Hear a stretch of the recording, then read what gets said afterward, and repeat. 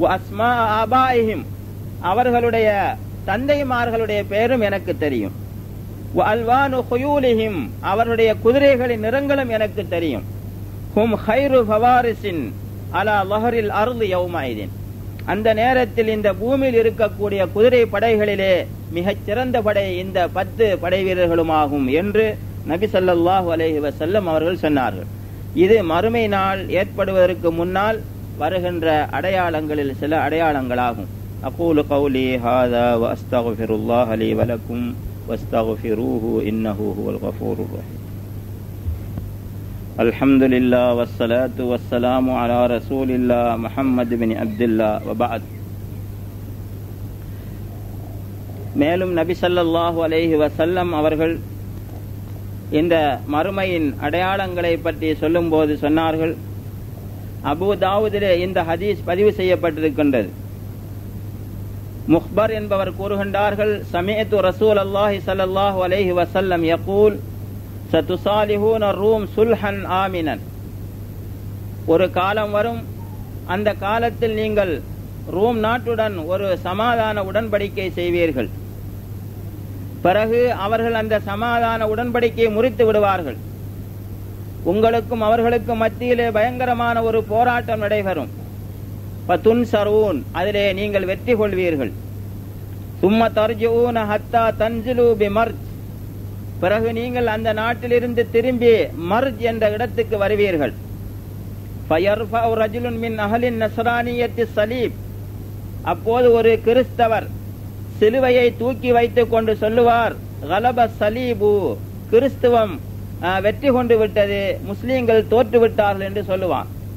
ஃபயக்லிபு ரஜுலுன் மினல் முஸ்லிமீன், அப்போது முஸ்லீம்களிலே ஒருவருக்கு கோபம் வரும்.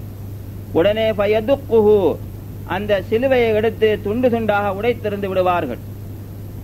இப்படி இந்த நிலைமை ஏற்படாமல் மறுமையினால் ஏற்பட்டு விடாது என்று நபி அவர்கள் சொன்னார்கள். ஃபயசூருல் முஸ்லிமூன இலா அஸ்லிஹத்திஹிம் ஃபயக்ததிலூன் ஃபயக்ரிமுல்லாஹு தஆலா தில்கல் அஸாபத பிஷஹாதா, பிறகு இந்த படை வேறொரு படைகளுடன் போராடுவதற்கு சென்று யுத்தம் ஆரம்பித்ததும் அல்லாஹு தஆலா இந்த படைக்கு வெற்றியை கொடுப்பான், அதிலே ஒரு கூட்டம் ஷஹீதாகி விடுவார்கள் என்று சொன்னார்கள். இதே போன்று அனஸ் இப்னு மாலிக் அவர்கள் கூறுகின்றார்கள், அன்ன ஸல்லல்லாஹு அலைஹி வஸல்லம் கால், அல்லாஹ்வுடைய தூதர் சொன்னார்கள், யா அனஸ், அனஸே, இன்னன் நாஸ யுமஸ்ஸிரூன், ஒரு காலம் வரும், அந்த காலத்தில் மக்கள் பெரும் பெரும் பட்டணங்களை தேடி ஓடுவார்கள், கிராமப்புறங்களிலே வாழ மாட்டார்கள், பெரும் பெரும் பட்டணங்களிலே சுகங்களை அனுபவிப்பதற்காக வேண்டி செல்வார்கள். ஃபஇதா மிஸ்ருன் யுகாலு லஹு அல் பஸரா, அந்த பட்டணங்களிலே ஒரு பட்டணம் இருக்கின்றது, அதற்கு பஸரா என்று சொல்லப்படும். ஃபஇன் அன்த மரர்த பிஹா, அனஸே, நீ இந்த பஸராவுக்கு பக்கத்திலே நடந்தால், அவ் தஹல்தஹா, அல்லது அந்த பட்டணத்துக்கு நுழைந்தால், ஃபஇய்யாக வ சிபாஹஹா, அந்த நாட்டில் இருக்கின்ற செல்வங்கள், அதிலே அடிக்கின்ற காற்றுகளை நான் உனக்கு எச்சரிக்கை செய்கின்றேன்.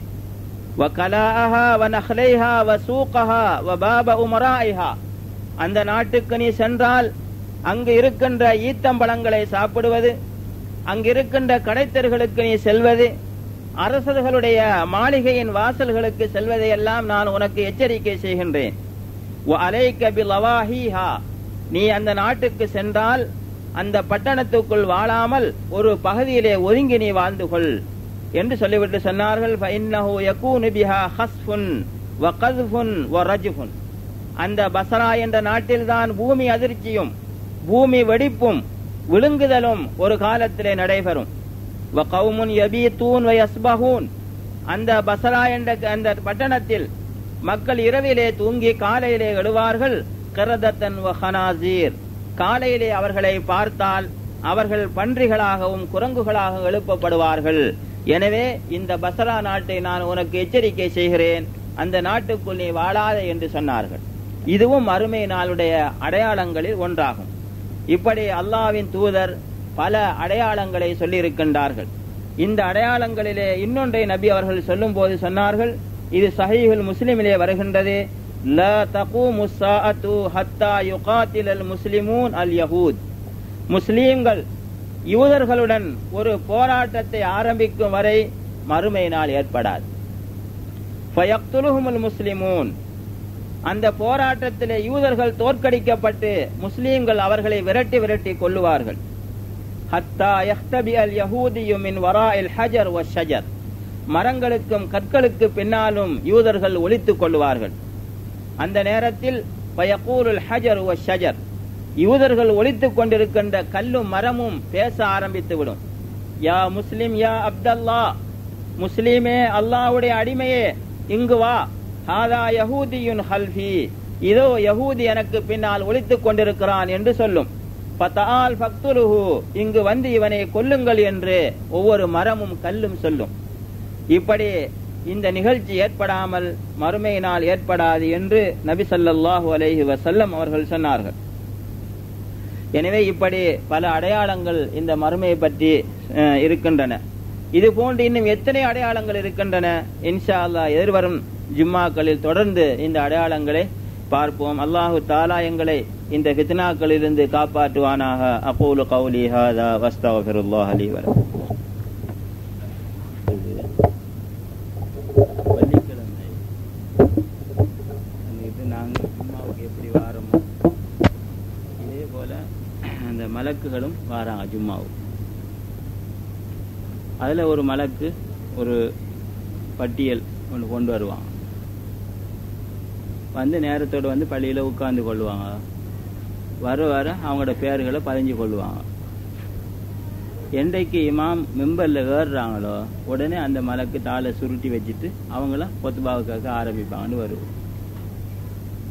அப்போ அதுக்கு பிறகு வரக்கூடியவங்களுடைய பேர் அந்த பட்டியலில் இருக்காது.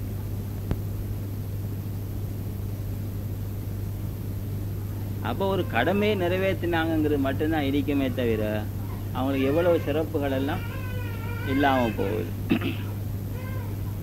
அப்போ அதனால ஜும்மாவுக்கு நாங்கள் ஏன்னா வாரத்தில் ஒரு நாள் இப்படி வந்துட்டு சொணங்கக்கூடாது.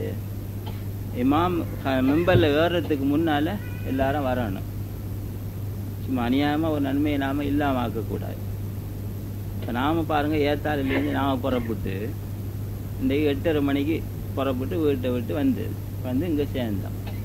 அப்போ நீங்கள் இங்கே இருந்துக்கிட்டு எப்படி ஜும்மாவுக்கு அந்த மெம்பரில் இமாம் ஏறினதுக்கு பிறகு வர்றது? 8:30 மணிக்கு நான் வீட்டிலேருந்து புறப்பட்டது. அப்போ அதுக்கு முந்தைய எத்தனையோ மணி நேரத்துக்கு முந்தைய எழும்பி எல்லாம் செஞ்சு குளிச்சு எல்லாம் வேலையெல்லாம் செஞ்சு எவ்வளோ நேரம் அதுக்குன்னு நம்ம செலவழிக்கிறோம். அப்போ நீங்களும் கொஞ்சம் இதில் என்ன உங்களுக்கு தான் நஷ்டம் இல்லை, நமக்கு ஒன்றும் இல்லை. அதனால் வந்துட்டு இதுக்கு பிறகு எந்த சகோதரர்களும் பிந்தக்கூடாது. அந்த மெம்பரில் வேற முந்தி வந்துடுங்க. அடுத்து இதே போல் புதன்கிழமை ஒவ்வொரு புதன்கிழமையும் மாரிபு தொழுகை முடிஞ்ச உடனே உங்கள் பாடம் நடக்குது. அதுக்கும் அப்படி தான். நாங்கள் லொஹர் தொழுதுக்கு பிறகு நான் சாப்பிட்டு புறப்பட்டு இங்கே வந்து சேர்றோம். அதுலேயும் நீங்கள் பிந்தக்கூடாது. எல்லாரும் சரியாக மாரிபு தொழுகைக்கு இன்ஷால்லா வந்துடுங்க. ஏன்னா வாரத்தில் ஒரு நாள் மாரிபுலேருந்து இஷா 1 மணி நேரம் பாடம் நடக்கும். அதை முடிச்சுட்டு இஷா தொழுவிட்டு போயிடலாம். அதனால் எல்லா சகோதரர்களும் சரியாக அந்த இதுக்கு வந்துடுங்க. அதுபோல் ஒரு வெள்ளிக்கிழமை அசருக்கு பிறகு பெண்கள் பயான் இருக்குது. அதுலேயும் சகோதரிகளை கூட்டிகிட்டு வந்து விட்டுருங்க. அடுத்து கரும்பலையில் எழுதப்பட்டிருக்க ஒரு ஹதீஸ் ஒன்று பாருங்கள். இது அகமதுலேயும் திருமதிலையும் வருவது. இப்போ இந்த ஒரு ஹதீஸை வச்சு நாங்கள் ஒரு விஷயத்தை வழங்கி கொள்ளலாம் பாருங்கள். இப்போ ரசூல்லா வந்துக்கிட்டு தெளிவாக சொன்னாங்க, ஒரு கூட்டம் தான் சொர்க்கம் போகணும். இது எல்லாரும் முழு பிரிவுகளும் இந்த ஹதீஸை ஏற்றுக்கொள்கிறாங்க. யாருமே இது ஹதீஸ் இல்லைன்னு சொல்கிறது இல்லை. சரிங்களா? இந்த உம்மத்து பல கூட்டமாக பிரிகிற நேரத்தில் ஒரு கூட்டம் சொர்க்கம் போகும், மற்ற 72 நரகன்னு சொன்னாங்க. இதை எல்லாரும் ஏற்றுக்கொள்கிறாங்க. சரி, இந்த ஒரு கூட்டம் சொர்க்கம் போகிறதுக்குரிய காரணம் என்ன? 72 நரகம் போகிறதுக்குரிய காரணம் என்ன? அந்த ஒரு கூட்டம் சொர்க்கம் போகக்கூடிய கூட்டம் எது? அதையும் தெளிவாக வழக்கப்படுத்திட்டாங்க. ஜமாஅத்துல் முஸ்லிமீன். இது தெளிவாக வந்திருக்கு இப்படியே. அப்போ இந்த ஜமாஅத்துல் முஸ்லிமீன் எங்கே உலகத்தில் எங்கெங்கே இருக்கிறாங்களோ, எந்தெந்த காலங்களில் இருக்கிறாங்களோ அவங்க சொர்க்கம் போவாங்க. கேட்டிங்களா? வேற மற்ற பிரிவுகள் அது நரகம் போகணும்னு வந்திருக்கு. அல்லாஹ் ரசூலில் தான் சொல்கிறான், நமக்கு தெரியாது. இது அவங்களும் எல்லா பிரிவும் ஏற்றுக்கொள்ளலாம். இது உண்மையிலே ஹதீஸ் தான் அப்படின்னு. சரி, இவங்க சொர்க்கம் போறதுக்குரிய காரணம் என்ன, அவங்க நரகம் போறதுக்குரிய காரணம் என்னன்னா பல காரணங்கள் இருக்கு. இதுல முக்கியமான ஒண்ணு, இந்த கூட்டத்துக்குள்ள ஒரு பித்அத்தை உங்களால பார்க்க இயலாது. பித்அத்துன்னா மார்க்கத்துல ஒன்ன புகுத்தி இது மார்க்கம்னு செய்யறது. அப்போ மார்க்கம் பூரணமாக்கப்பட்டு போச்சு. அல்யவும் அக்மல் திலக்கும் தீனக்கும், அல்லாஹ் சொன்னா இன்றைய தினத்தில் மார்க்கம் பூரணம். ஹஜ்ஜத்துல் விதாவில் மார்க்கம் பூரணமாயிடுச்சு. அதுக்கு பிறகு யாருக்கும் அதுல ஒன்னே கூட்ட இயலாது.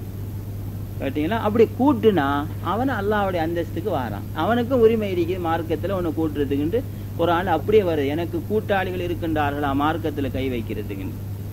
அப்ப இந்த கூட்டம் சொர்க்கம் போறதுக்கு காரணம் இதுல ஒரு பித்அத்தை யாராலையும் காட்ட இயலாது. எந்த ஒரு பிரிவில் உள்ள ஒரு உலமாக்களை நீங்க போய் ஜமாஅத்துல் முஸ்லிமீன்ல பித்அத் இருக்குதான்னு கேளுங்க, அவங்க காட்டட்டும் பார்க்கும். இதுல பித்அத் இல்ல, அதனால இது சொர்க்கம் போகுது. ஏன் பித்அத் வாதி சொர்க்கம் போறது இல்ல. வருவது ஹவுதுல் கௌதர்ல ரசூல் அனுப்பாங்க, அந்த ஹவுதுல் கௌதரை பற்றி வருது. அதுல தண்ணி எப்படின்னா பசு பாலை போல இருக்குமா. அதுல வாடை வந்துட்டு கஸ்தூரி வாடை. அதுல தண்ணி குடிக்கிறதுக்கு என்ன கிண்ணங்கள் வைக்கப்பட்டீங்க, வானத்துல மின்னக்கூடிய நட்சத்திரங்களுடைய அளவு இருக்குதான். அதுல யார் தண்ணியை குடிக்கிறாங்களோ தாகமே வராதுன்னு வருது. அப்ப அதுல நின்று ரசூல அள்ளி அள்ளி கொடுப்பாங்க. அப்ப கூட்டம் கூட்டமா வந்து குடிப்பாங்க தண்ணி, இவங்களோட உம்மத். அதுல ஒரு கூட்டம் குடிக்க வரும்போது மலக்குகள் வந்து பிடிச்சி, நீ தண்ணி குடிக்க போறா அண்டு இழுத்துக்கிட்டு போயிடுவாங்க. ரசூலாக்கு தெரியாது. ரசூலா பாக்குறான் உம்மத்தை இழுத்துக்கிட்டு போறான், யா அல்லாஹ் என்னோட உம்மத்தை கொண்டுகிட்டு போறான் இழுத்துக்கிட்டு போறான்னு கத்துறாங்க. அப்ப அல்லாஹ் தஆலா சொல்றான், முஹம்மதே பேசாமல் இரும், உங்களுக்கு தெரியாது இவர்கள் தான் உங்களுடைய மரணத்துக்கு பிறகு மார்க்கத்தில் பித்அத்துகளை உண்டாக்கியவர்கள். அப்போ பித்அத்து செய்யறவன் சொர்க்கம் போக மாட்டான். அதனால இந்த கூட்டத்துல பித்அத் இல்ல. இதை தவிர உள்ள நீங்க எந்த ஒரு கூட்டத்தையும் எடுங்க, அதுல நம்ம பித்அத்தை காட்டுவோம். எல்லா பிரிவுகளையும் பித்அத் இருக்குது. அதுல ஒண்ணுதான் இந்த எழுதி கரும்பலையில பாருங்க, இது சஹீஹான ஹதீஸ். அதாவது இந்த குனுவத்துண்டு ஒன்று இருக்குது. குனுவத்துண்டு ஒன்று இருக்குதா இல்லையா? ரசூலுல்லாஹ்வுடைய காலத்துல நடந்த விஷயம். சஹீஹுல் புகாரில வருது, ஒரு கிராமத்துல இருந்து கொஞ்சம் பேர் வந்து முனாஃபிக்கள் ரசூலுல்லாஹ்ட்ட சொன்னா, எங்களோட ஊர்ல இஸ்லாம் பரவ போகுது, மார்க்கத்தை சொல்ல ஒத்தரமில்ல, கொஞ்சம் பேரை அனுப்பி வைங்க. ரசூலுல்லாஹ்க்கு தெரியாது, ரசூலுல்லாஹ்க்கு மறைமுகம் தெரியாது. கேட்டீங்களா? ஆனா இந்த பிரிவுகள் சொல்றாங்க ரசூலுல்லாஹ்க்கு மறைமுகமானவைகள் தெரியுங்கிறாங்க. அதனால தான் அவங்க செலவாத்து ஓதும்போது எழும்பி நின்று செலவாத்து சொல்ற ரசூலா வாராங்க அந்த இடத்துக்கு.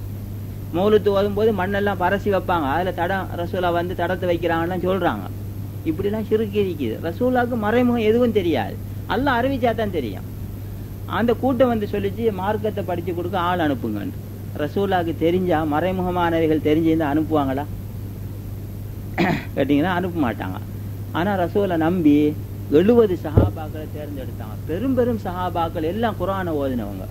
சொன்னாங்க போய் அந்த கிராமத்துல மார்க்கத்தை படிச்சு கொடுத்துட்டு வாங்கன்னு. கூட்டிக்கிட்டு போய் 70 பேரையும் கொண்டு போட்டானு, 70 சஹாபாக்களையும் கொண்டு போட்டானு. ரசூலுல்லாஹ்க்கு தெரிஞ்ச உடனே தாங்க இயலாத வருத்தம், பெரும் பெரும் சஹாபாக்கள் 5 நேர தொழுகையிலும் குனுவத்து ஓதினாங்க.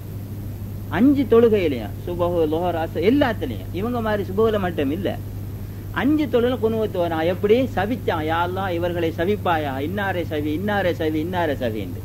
இப்படி ஒரு மாசம் குனுவத்து ஓதிக்கிட்டு இருக்கும் போது ஆயத்து இறங்குது, முஹம்மதே உங்களுக்கு இந்த மாதிரி சபிக்கிறதுக்கு அதிகாரம் இல்லை, அது நம்மட வேலை. விரும்பினா அவங்கள மன்னிப்போம், இஸ்லாத்துக்கு வந்தாங்கடா சரி, இல்லைன்னா அது எங்கட வேலை, நீங்க வந்துட்டு இப்படி செய்யாதீங்க.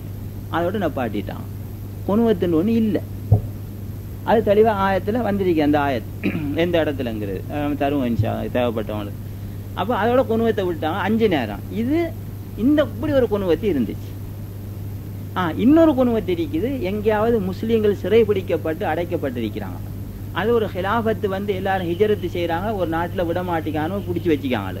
இப்ப 5 நேர தொழுகையில யா அல்லாஹ் அவர்களை விடுதலையாக்கு, அவர்களை விடுதலையாக்குன்னு குனுவத்து ஓதலாம். இது சபிக்கிறது இல்லை. இப்படி ஒண்ணு இருக்குது 5 நேர தொழுகையில. ஆனா சுபகுல மட்டும் குனுவத்து இருக்குதா? எல்லா பிரிவுகளையும் ஒரு பித்அத் செய்யறாங்க. அப்ப எப்படி சொர்க்கம் போறது?